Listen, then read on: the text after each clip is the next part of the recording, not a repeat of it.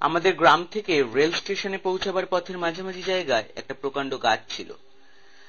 গাছটা যেমনি বিশাল তেমনি প্রাচীন, আর সেটি যে কি গাছ তার পরিচয় কেউ জানত না।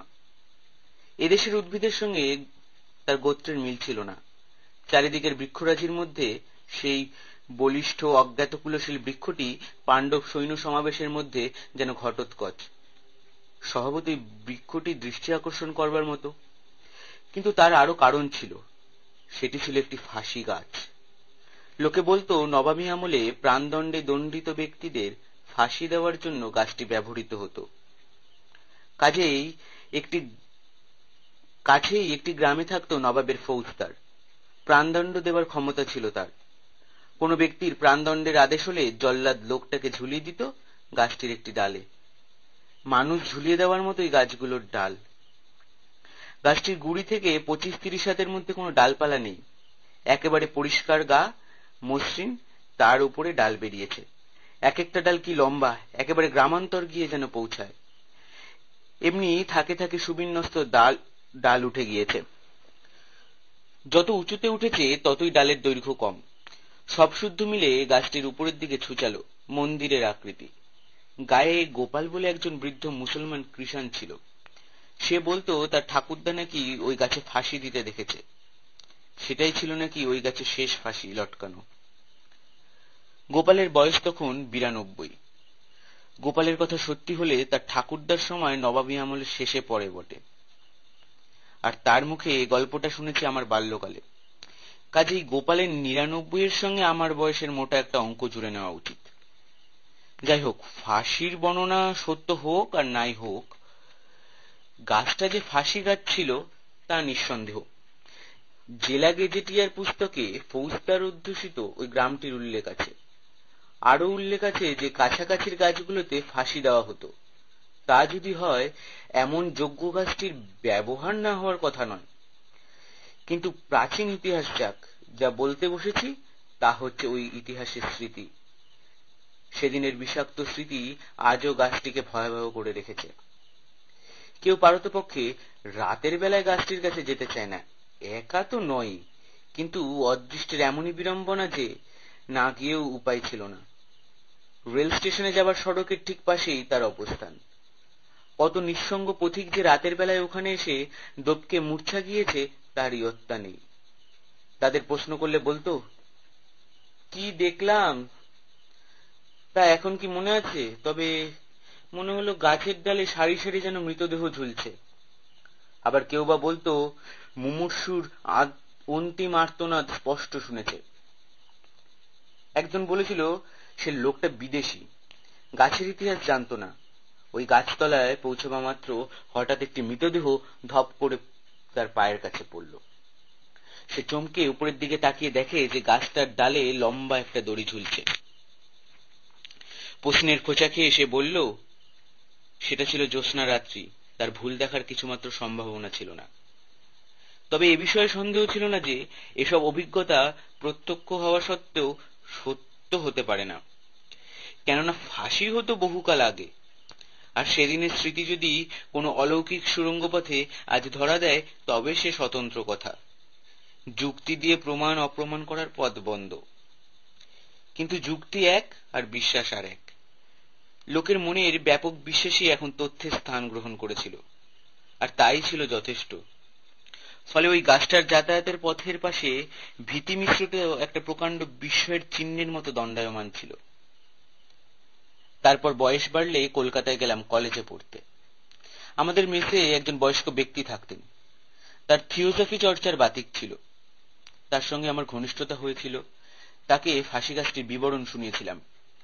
তিনি কিছুমাত্র বিস্ময় প্রকাশ না করে বললেন, এমন হওয়া মোটেই অসম্ভব নয়।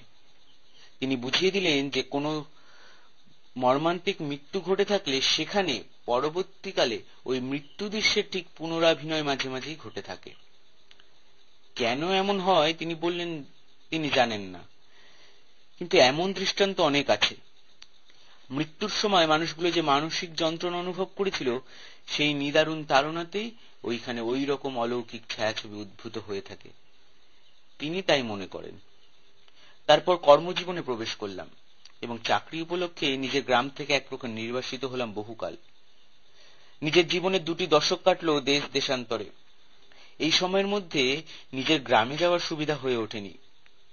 কালক্রমে গাছের ছবি মনে ঝাপসা হয়ে এলো। রেল স্টেশনে নেমে গ্রামে যাওয়ার পথে যেসব দৃশ্য, বাড়িঘর, গাছপালা, এমনকি যে মানুষগুলোর মুখ যাতায়াতের পথে পাশে দেখতে পেতাম, ক্রমে ক্রমে ভুলে গেলাম। সেই সঙ্গে ফাঁসি গাছটার স্মৃতিও মন থেকে মুছে গেল। প্রায় 20 বছর পর গ্রামে চলেছি। সন্ধ্যাবেলায় নামলাম স্টেশনে। একখানা টমটম গাড়ি ভাড়া করলাম।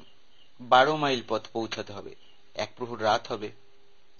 পথ চলতে চলতে পুরাতন ছবিগুলো জন্মান্তরের স্মৃতির মতো মনে পড়তে লাগলো। মনে হলো যেন ধীরে ধীরে নিজের অতীতকালের মধ্যে প্রবেশ করছি। রাত তখন অন্ধকার হয়ে এসেছে। মাঝামাঝি পথে এসে পড়েছি। এমন সময় সেই ফাঁসি গাছটার কথা মনে পড়ল।